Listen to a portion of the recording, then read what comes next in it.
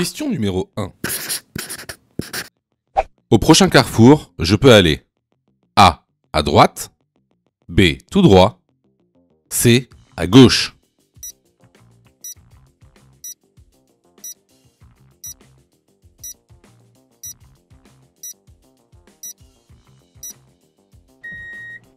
Alors ici, si vous voyez bien, on a un panneau d'indication qui nous indique les voies qu'on pourra rencontrer sur le prochain carrefour. Donc si vous voyez bien, donc on a une flèche à droite qui nous dit qu'on pourra aller à droite. On a une flèche qui va tout droit, donc qui nous dit qu'on pourra aller tout droit. Et à gauche, on a un sens interdit. Donc on ne pourra pas aller à gauche. Donc sur ce rond-point, je pourrais aller A, à droite, B, tout droit. Les bonnes réponses sont les réponses A et B. Question numéro 2. Je suis dans un tunnel. Je peux rouler en réponse A, feu diurne. Réponse B, feu de croisement. Réponse C, feu de route.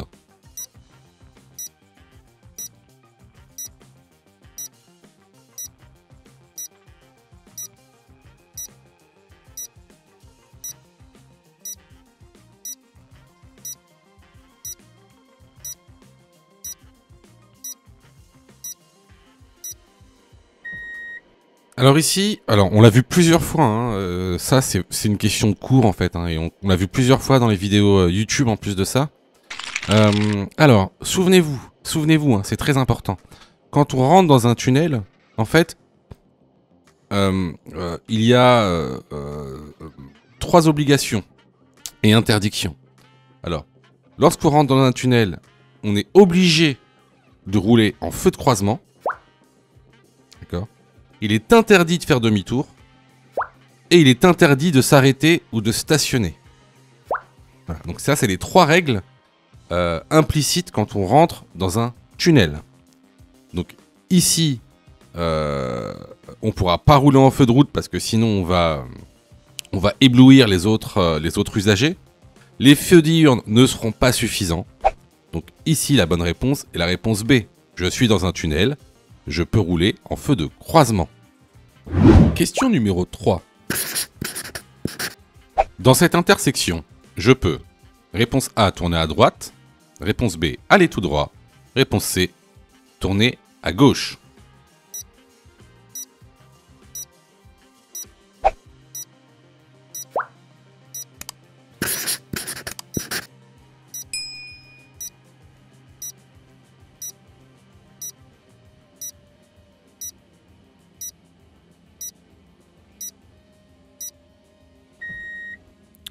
Alors, comme vous pouvez le voir juste ici, on a un panneau qui est un panneau de sens interdit. Donc, effectivement, ici, on ne pourra pas tourner à droite. Tout droit, il n'y a aucun panneau qui nous interdit l'accès, et à gauche non plus. Donc ici, on pourra tourner à gauche et aller tout droit. Les bonnes réponses sont les réponses B et C. Question numéro 4. À l'intersection, réponse A, je marque l'arrêt. Réponse B, je cède le passage à gauche. Réponse C, je cède le passage à gauche et à droite.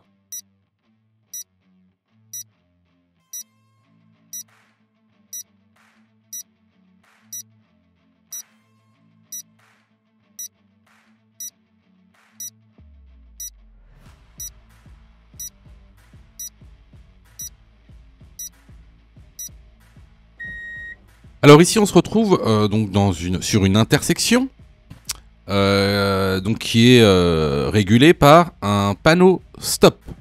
Donc quoi qu'il arrive, en toutes circonstances, il y a un panneau stop, alors je marque l'arrêt, qu'il y ait des usagers ou non à l'intersection. Ici, en l'occurrence, c'est un tramway. Donc je cède le passage à gauche, au tramway venant de gauche, mais également au tramway venant de la droite.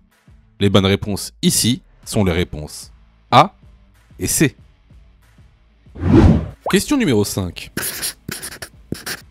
Un pneu sous-gonflé peut entraîner A. Une surconsommation. B. Une perte d'adhérence.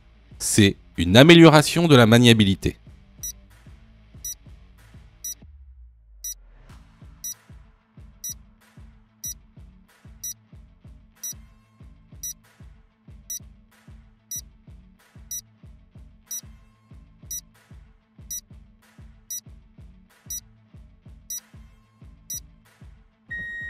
Alors ça c'est une question de cours hein, qu'on a vu plusieurs fois, à plusieurs reprises.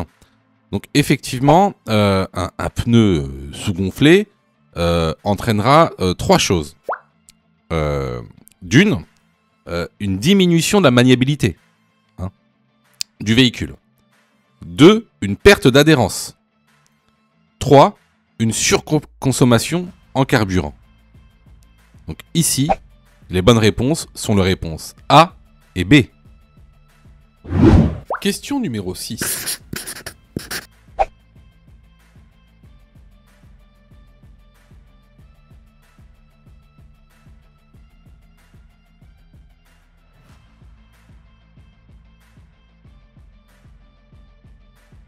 Pour prendre la sortie, je dois mettre mon clignotant droit. Oui, réponse A, non, réponse B.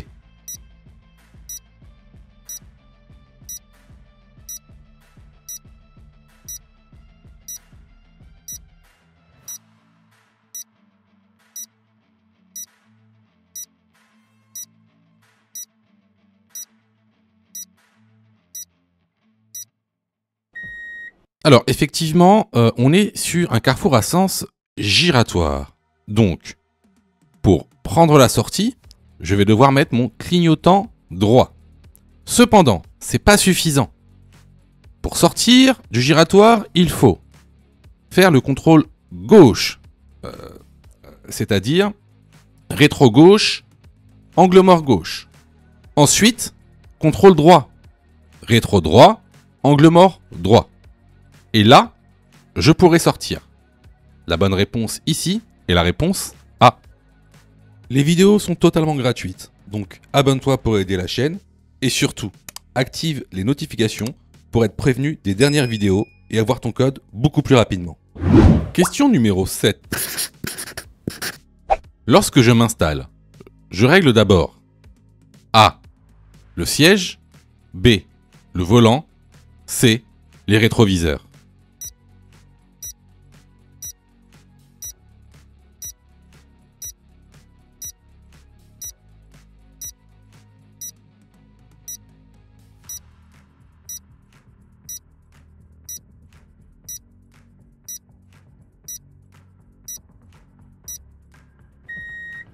Alors là encore une fois, c'est une question de cours très simple que vous pouvez retrouver dans la formation. On en a souvent parlé, hein, que ce soit dans la formation ou même dans les vidéos YouTube. Donc, lorsqu'on s'installe à bord de son véhicule, la première des choses à faire, c'est de régler le siège. Dans un deuxième temps, on réglera le volant. Puis, à la fin de l'installation, on réglera les rétroviseurs. Donc ici, la bonne réponse est la réponse A. Question numéro 8. Après un accident, l'autre automobiliste refuse de remplir le constat. A. Je l'oblige. B. Je note sa plaque d'immatriculation.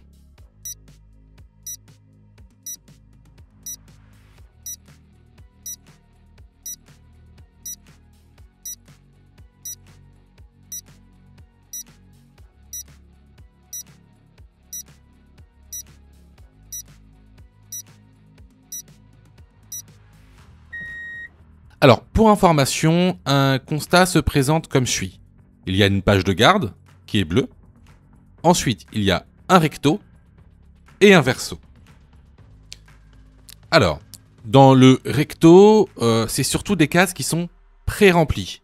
Donc avec le numéro d'assurance, les noms, le numéro aussi du permis de conduire. Et au verso, il y a plusieurs informations, notamment on peut mettre des observations et des remarques. Et la page qui est en verso nous concerne, nous, D'accord? Ce n'est pas à l'autre automobiliste de la remplir. Alors, lorsque je fais un accident avec un autre automobiliste, l'autre automobiliste n'est pas obligé de remplir le constat. Il peut refuser. Il peut refuser. Cependant, vous, ce que vous pouvez faire, c'est justement, en verso, noter sa plaque d'immatriculation et noter qu'il refuse de remplir le constat. Autre chose, sachez également que ce sont des constats uniformisés qui sont valables dans toute l'Union européenne. Comme vous pouvez le voir en page de garde, il y a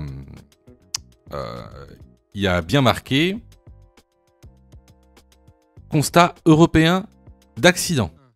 Donc, peu importe dans quel pays vous soyez lorsque vous faites votre accident, en tout cas en Union européenne, vous pouvez remplir le constat français. Si vous faites un accident en Allemagne, vous pouvez remplir le constat français en langue française. D'ailleurs, regardez, ce sont exactement les mêmes. Par exemple, là, ici, j'ai un constat allemand. Ce sont exactement les mêmes. Donc ça, c'est quelque chose qui est bon à savoir, surtout lorsqu'on voyage. Donc ici, la bonne réponse est la réponse B. Question numéro 9. Au péage, je choisis ma voie en fonction de mon moyen de paiement. Oui, réponse A. Non, réponse B.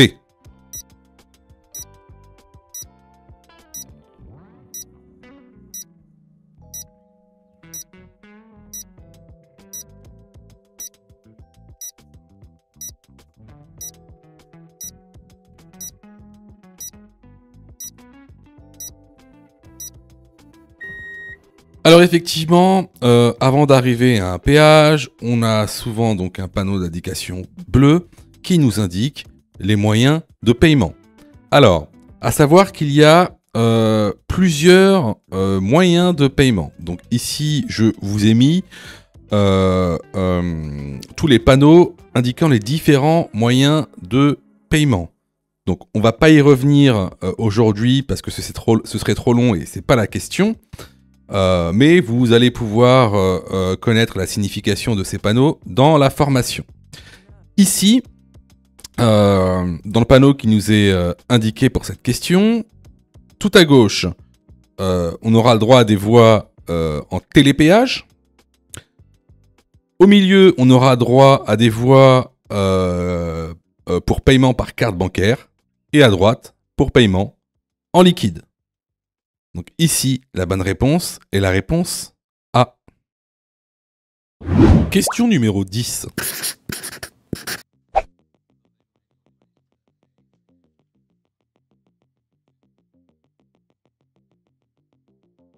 Vous êtes le piéton.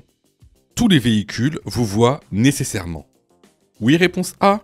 Non, réponse B.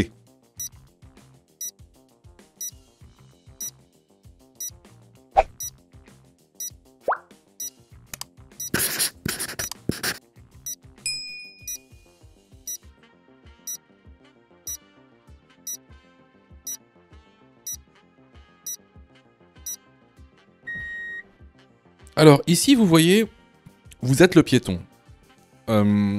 Certains véhicules ne vont pas nécessairement vous voir. Notamment ici, la voiture qui est juste derrière la voiture noire.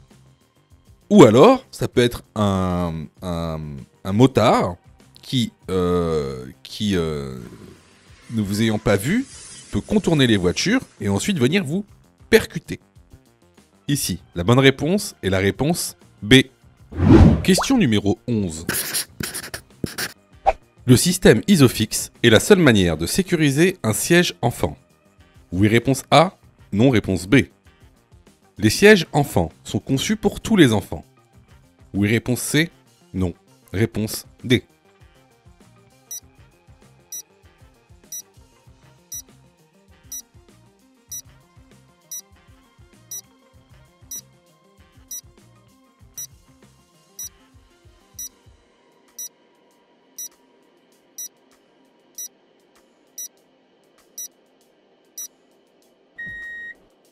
Alors, concernant la réglementation des sièges enfants, sachez qu'il y a deux manières de sécuriser un enfant. Tout d'abord, avec la ceinture de sécurité. L'autre manière, c'est le système ISOFIX. Alors, ensuite la question, les sièges enfants sont conçus pour tous les enfants. Alors, il faut bien savoir qu'il y a une réglementation, une homologation pour les sièges enfants. Alors, aujourd'hui, on a deux homologations. La R44 et la R129. La R44, c'est l'ancienne homologation. Elle va classifier les sièges selon l'âge et le poids des enfants. Ensuite, vous avez la nouvelle réglementation, la R129, qui, elle, va classifier les sièges selon la taille des enfants. Voilà. Donc, à la question, les sièges enfants sont conçus pour tous les enfants? Ben non. La réponse est non. Ça dépend de leur taille, de leur poids ou de leur âge. Donc les bonnes réponses ici sont les réponses B et D. Question numéro 12. En état de somnolence, le risque d'accident est multiplié par réponse A, 3 à 4, réponse B, 9 à 10. La fatigue est responsable d'un tiers des accidents de la route. Oui, réponse C, non, réponse D.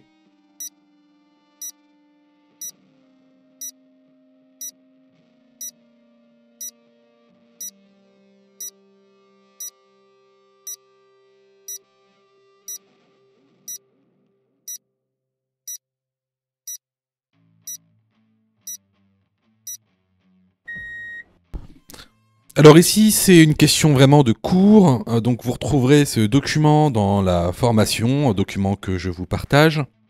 Donc effectivement, le risque d'avoir un accident en état de somnolence est multiplié par 3 ou 4.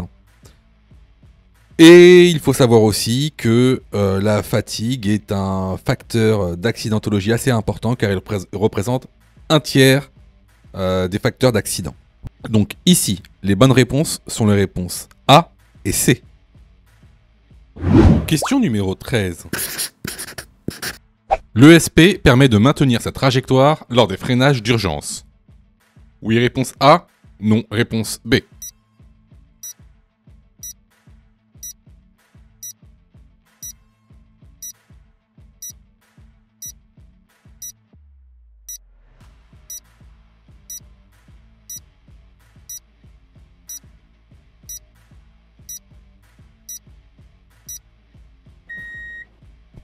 Alors, ce qui me permet de maintenir sa trajectoire lors des freinages d'urgence, c'est ce qu'on appelle l'ABS. Ça n'a rien à voir avec l'ESP. Alors, c'est quoi l'ESP? En général, c'est, vous voyez, c'est un petit pictogramme comme ça, avec une petite voiture qui dérape. Ça veut dire quoi, déjà? Ça veut dire Electronic Stability Program. C'est un système électronique, donc automatique, pour stabiliser le véhicule. Donc, l'ESP, lui, permet de maintenir sa trajectoire lorsque on a une perte de contrôle de la trajectoire, notamment quand on patine, voilà, quand on fait du patinage. Donc ici, la bonne réponse est la réponse B. Les vidéos sont totalement gratuites, donc abonne-toi pour aider la chaîne et surtout, active les notifications pour être prévenu des dernières vidéos et avoir ton code beaucoup plus rapidement. Question numéro 14.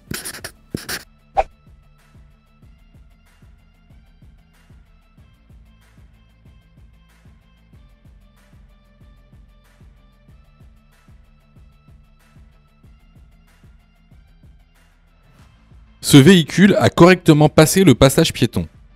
Oui, réponse A. Non, réponse B.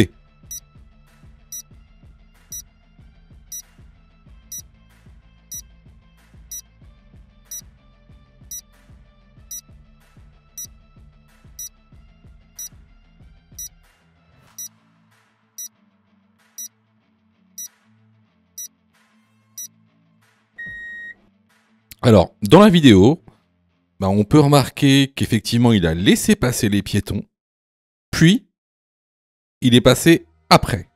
Donc, il a laissé la priorité aux piétons, il n'a pas fait de refus de priorité. Donc, clairement, ici, il a correctement passé le passage piéton.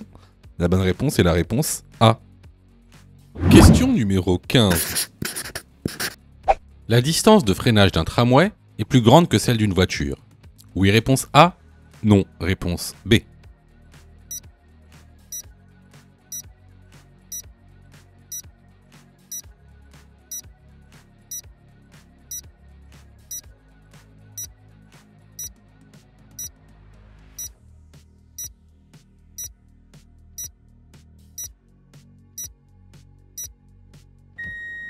Comme le montre ce document que je vous mets à disposition, ben oui, effectivement, plus un véhicule sera lourd, plus il aura du mal à freiner.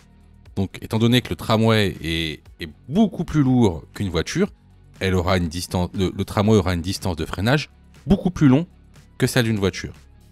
Donc, la bonne réponse, ici, est la réponse A. Question numéro 16. En attendant les secours, je donne à boire à la personne accidentée. Oui, réponse A. Non, réponse B. Je déplace la personne, si elle est mobile, en dehors de la chaussée.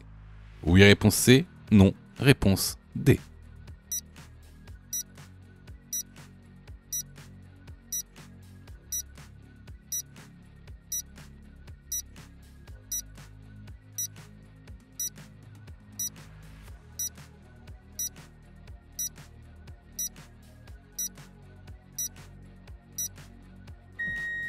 Alors, petit rappel, lors d'un accident avec dommages corporels, oubliez pas la règle du PAS, du pas.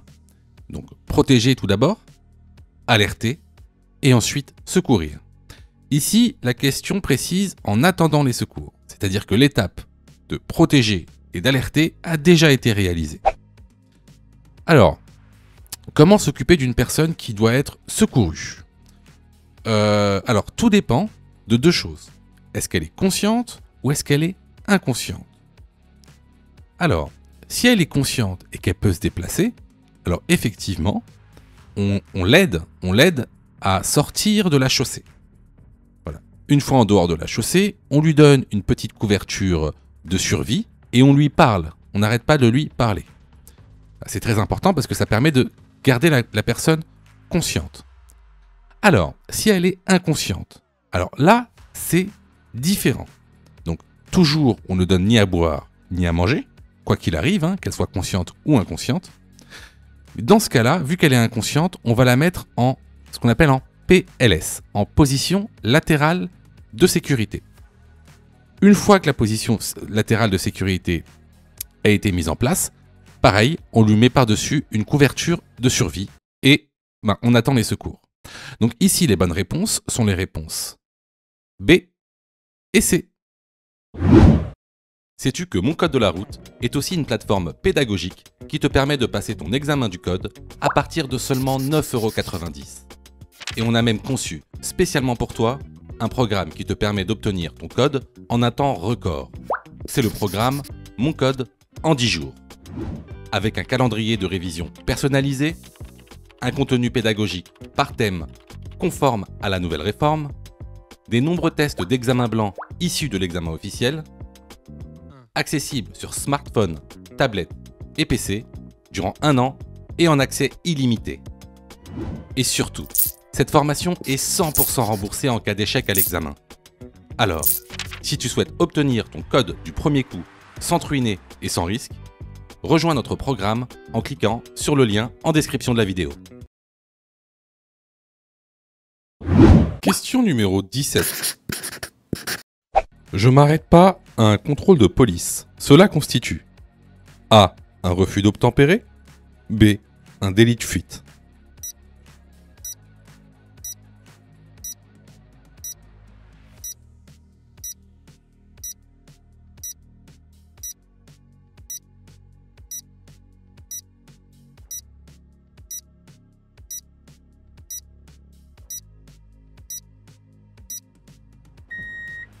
Alors, là-dessus, vous faites souvent des erreurs entre refus d'obtempérer et délit de fuite.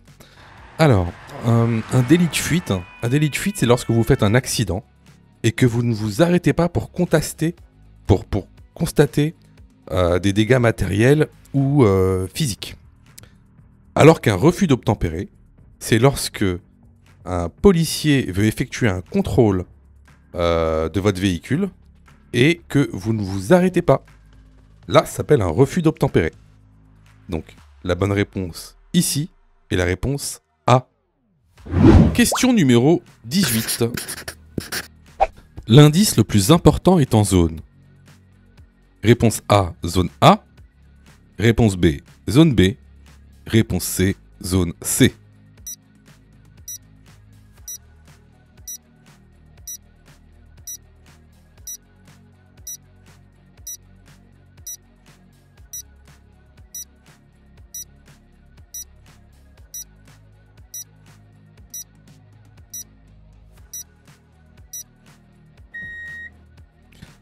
Alors, regardez bien en zone A, c'est-à-dire le rétroviseur extérieur gauche. Il n'y a rien, il n'y a personne. Sur le rétroviseur intérieur, donc la zone B, pareil, personne à l'horizon. Par contre, en zone C, qu'est-ce qu'on voit? On voit un cycliste. Donc ici, l'indice le plus important sera en zone C, ce sera le cycliste. La bonne réponse ici est la réponse C. Question numéro 19. Tous les médicaments sont autorisés pour la conduite. Oui, réponse A. Non, réponse B.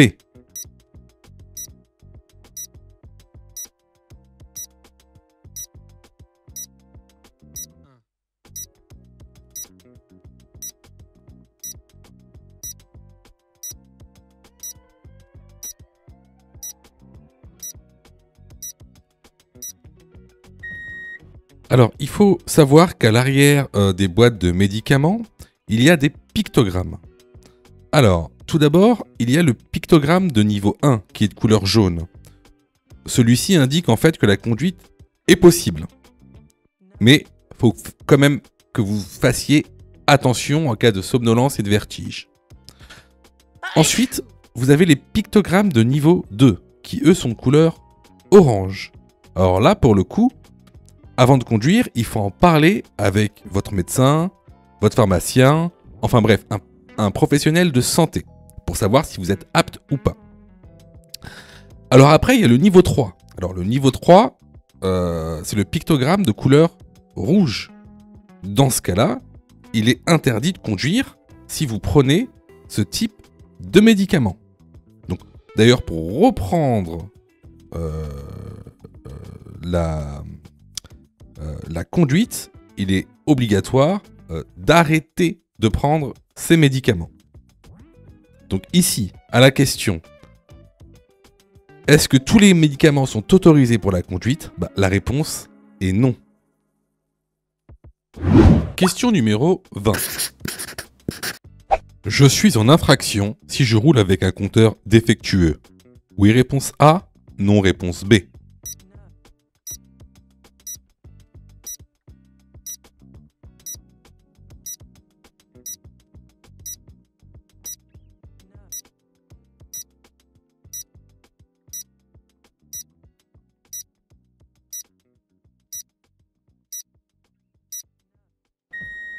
Alors là, la réponse est très simple. Question de cours. Effectivement, si vous roulez avec un compteur défectueux, on peut vous verbaliser. Vous êtes en infraction. La bonne réponse est la réponse A. Les vidéos sont totalement gratuites. Donc abonne-toi pour aider la chaîne. Et surtout, active les notifications pour être prévenu des dernières vidéos et avoir ton code beaucoup plus rapidement. Question numéro 21. Particulièrement, réponse A, la zone A. Réponse B, la zone B.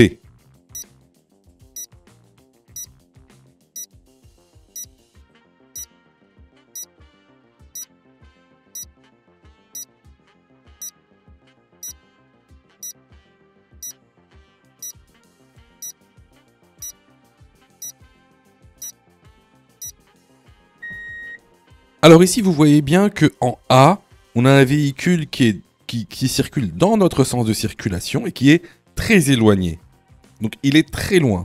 Alors qu'en zone B, on a une voiture qui arrive par la droite, certes d'une zone privée, mais par la droite, et qui est très proche de nous. Il serait susceptible de griller la priorité ou autre. Donc ici, je surveille particulièrement la zone B. Question numéro 22. Ce conducteur A. encourt une amende s'il ouvre sa portière de manière dangereuse. B. peut ouvrir sa portière immédiatement. C. doit attendre que la voiture blanche passe avant d'ouvrir sa portière.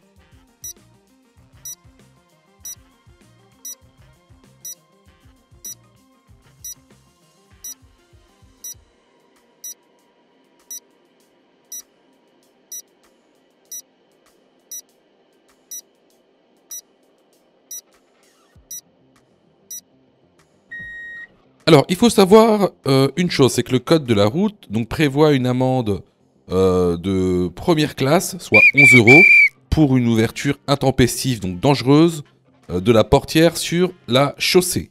Donc ici, je dois attendre bien sûr que la voiture blanche passe avant d'ouvrir la portière. Donc les bonnes réponses sont les réponses A et C. Question numéro 23. Au contrôle technique, si mon véhicule diesel a un niveau de pollution non conforme, cela entraîne A. une défaillance mineure, B. une défaillance majeure, C. une défaillance critique, D. une contre-visite.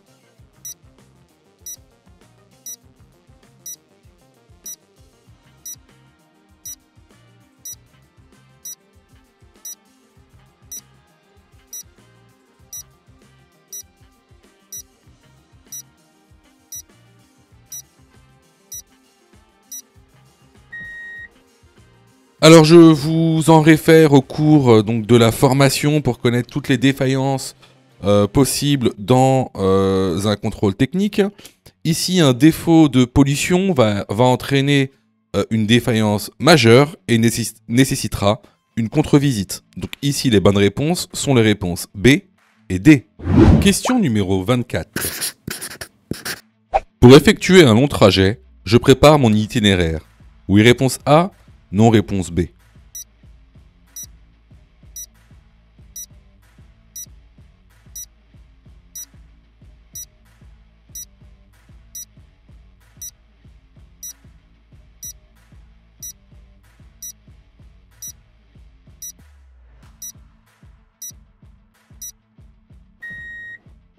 Alors bien sûr, avant de faire un long trajet, il faut toujours préparer son itinéraire parce que ça réduit le stress et donc ça réduit les facteurs d'accident. Donc ici, la bonne réponse est la réponse A. Question numéro 25. Je me suis trompé de carburant. A. Je peux rouler jusqu'au prochain garagiste. B. J'immobilise mon véhicule. C. J'appelle un dépanneur.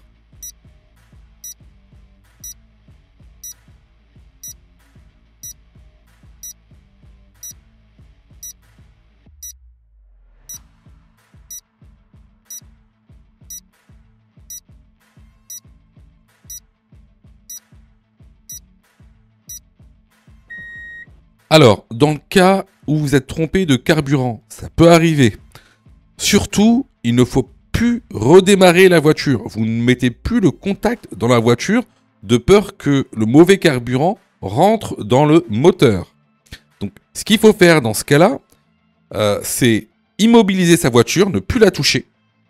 Et, bien sûr, appeler un dépanneur. Donc ici, les bonnes réponses sont les réponses B et C. Question numéro 26. À l'approche du péage, je désactive le régulateur de vitesse. Oui, réponse A. Non, réponse B.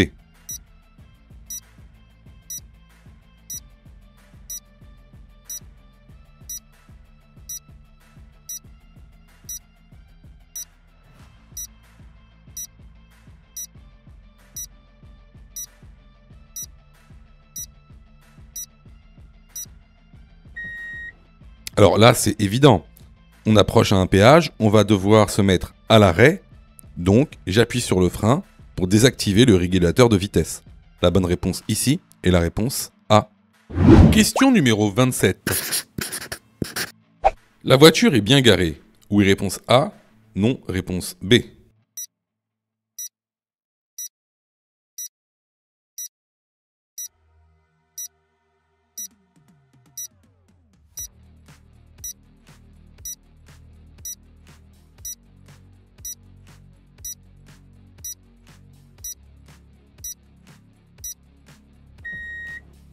Alors, ici, on voit une voiture qui est garée à cheval sur le trottoir et sur une place de parking. Alors, sachez que se garer sur un trottoir, c'est ce qu'on appelle un stationnement très gênant. Donc, c'est une infraction de classe 4, 135 € d'amende. La bonne réponse ici est la réponse B. Question numéro 28. Le rayon de braquage d'un bus est plus grand que celui d'une voiture. Oui, réponse A. Non, réponse B.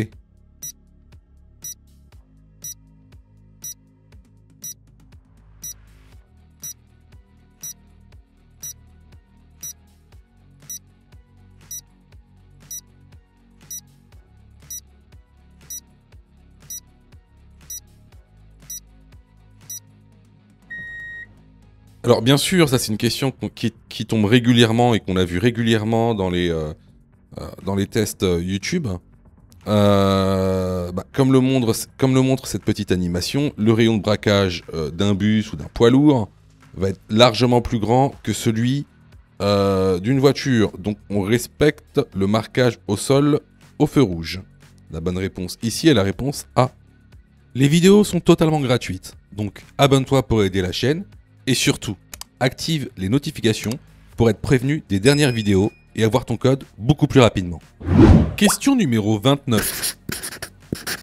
Privilégier les déplacements écologiques permet de réduire la pollution, oui réponse A, non réponse B, de réduire les nuisances sonores, oui réponse C, non réponse D.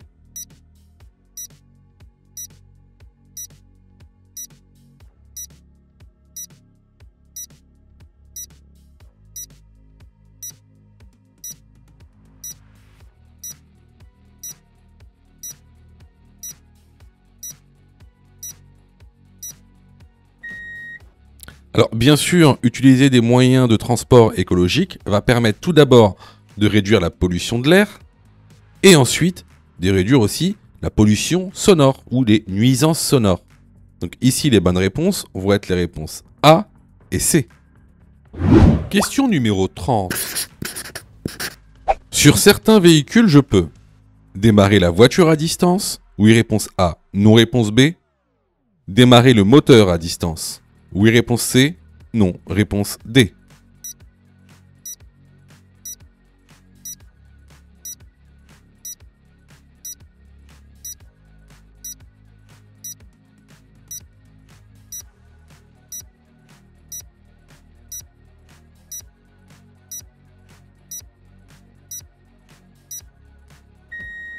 Alors effectivement, maintenant dans les nouvelles voitures, on peut faire plein de choses à distance. Hein. On peut démarrer la voiture à distance, on peut ouvrir, fermer les portières à distance, on peut aussi fermer les fenêtres à distance. Donc ici, les bonnes réponses vont être les réponses A et C. Question numéro 31. L'indice le plus important est A, l'indice A, B, l'indice B, C, l'indice C, D, l'indice D.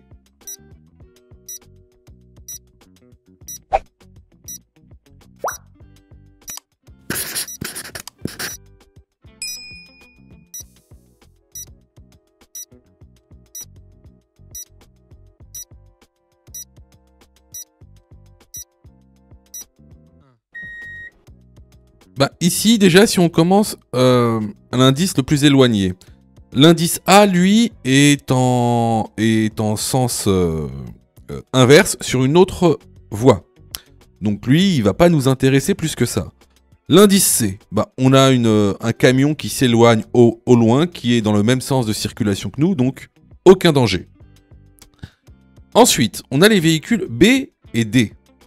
Le véhicule B, lui, est situé avant le véhicule D. Et lui, il souhaite tourner à notre droite, donc à sa gauche. Il est sur une voie de stockage. L'indice D, lui, il a un céder le passage. Donc lui, il va nous céder le passage. Donc ici, l'indice le plus important, c'est l'indice B. Question numéro 32. Le clignotant est en panne lorsque le son est accéléré. Oui, réponse A. Non, réponse B.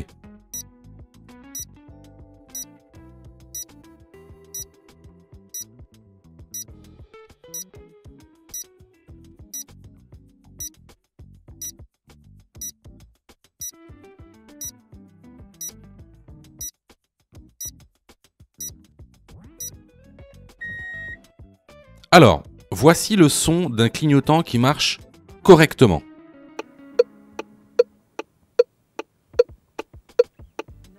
Et maintenant, voici le son d'un clignotant en panne.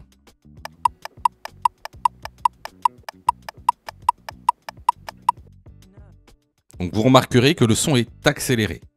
Donc la bonne réponse ici est la réponse A. Question numéro 33. Le véhicule A doit céder le passage. Réponse A à gauche, réponse B des deux côtés.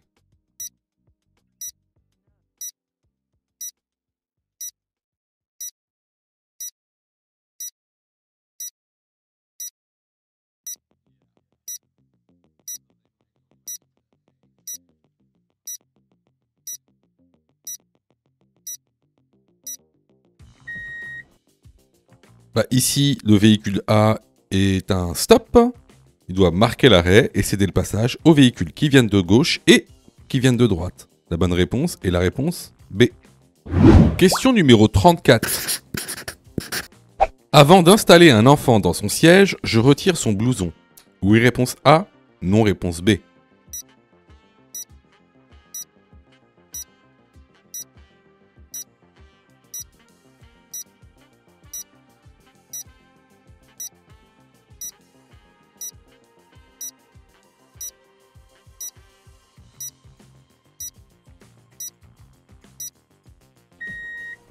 Alors, ici, effectivement, il faut retirer le blouson des enfants qu'on installe dans un siège bébé pour deux raisons. Une, raison de sécurité, parce que parfois les blousons sont un peu trop gros et donc les ceintures de sécurité sont mal attachées.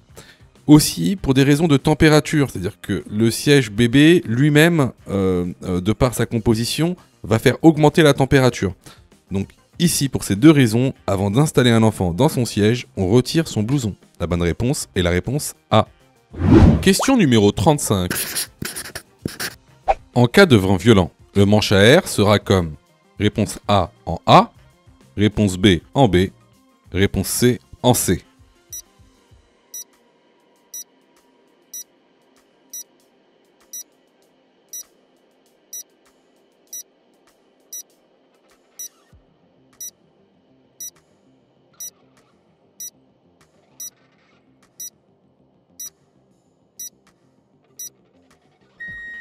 Ici, la bonne réponse est la réponse C. Les vidéos sont totalement gratuites, donc abonne-toi pour aider la chaîne et surtout, active les notifications pour être prévenu des dernières vidéos et avoir ton code beaucoup plus rapidement.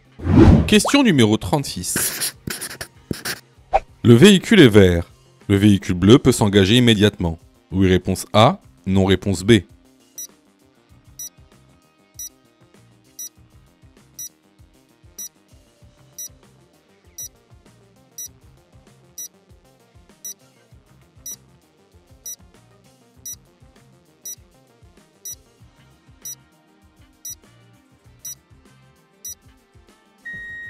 Alors, ici, vous vous souvenez, dans ce même test, on a parlé des rayons de braquage des poids lourds qui étaient plus grands que ceux des voitures.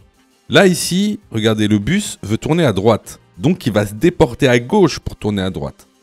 Donc, ici, le véhicule bleu doit attendre que le bus tourne à droite pour pouvoir s'engager. La bonne réponse est la réponse B. Question numéro 37. 80% des responsables d'accidents sont des... Réponse A, des hommes. Réponse B, des femmes.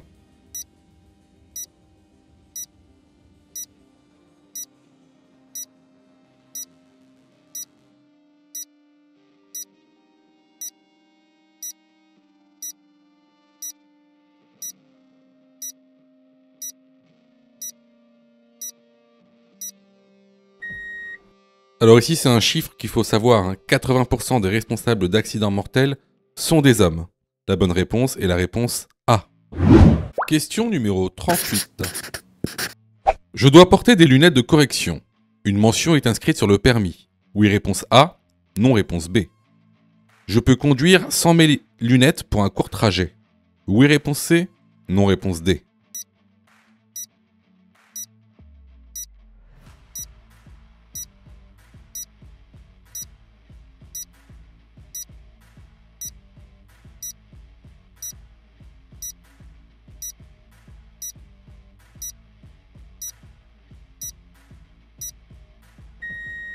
Alors effectivement, pour tous ceux qui ont des lunettes de correction, il y aura une mention inscrite sur votre permis de conduire. Par contre, même pour un court trajet, il vous est interdit de conduire sans vos lunettes. Les bonnes réponses ici sont les réponses A et D. Question numéro 39. Je prépare à m'arrêter si nécessaire. Oui, réponse A. Non, réponse B.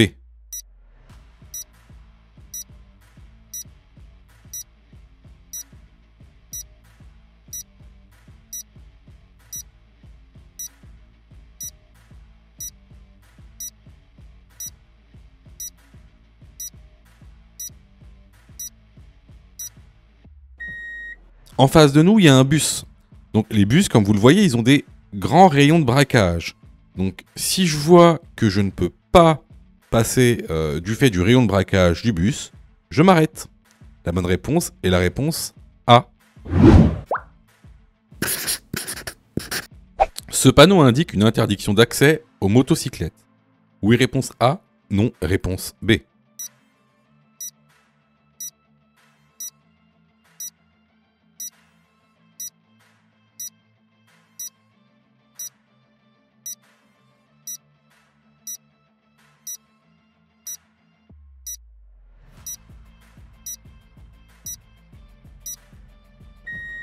Alors, ce panneau interdit l'accès aux cyclomoteurs. La bonne réponse est la réponse B. Merci d'avoir regardé la vidéo. N'oublie pas de t'abonner et d'activer toutes les notifications pour être prévenu des dernières vidéos mises en ligne. Tu peux continuer à t'entraîner en cliquant sur l'une des vidéos qui s'affichent.